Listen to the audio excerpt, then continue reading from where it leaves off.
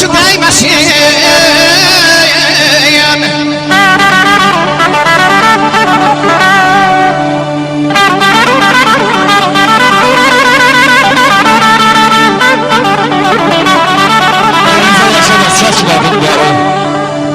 Yaman yaxın olub yol deyəcəklər. Axardı dünyadan vaxtsız mədəsiz zəhərdən süzülən bal deyəcəklər. Ömür başdan başa qorandı qardı, bədbəxtli sel kimi açıb taşardı. Dost tanış gəlib basardı, oynama sana başqal deyəcəklər. Ne hayattı sağlamlık elden uçanda, senin de ben oldum şöyle saçanda. Aşık zizayetten sohbet asanda, bir yarık çerebi çal diyecekler. Bir yarık çerebi çal diyecekler.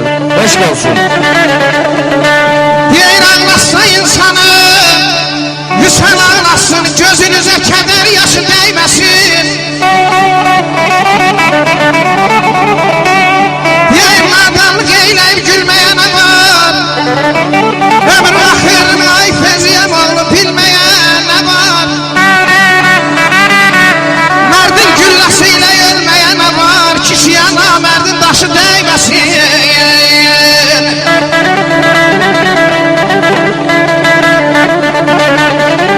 Diğer behmer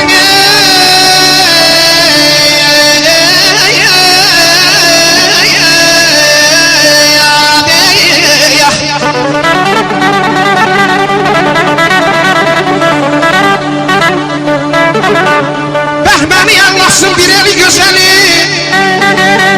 Çünkü taşlar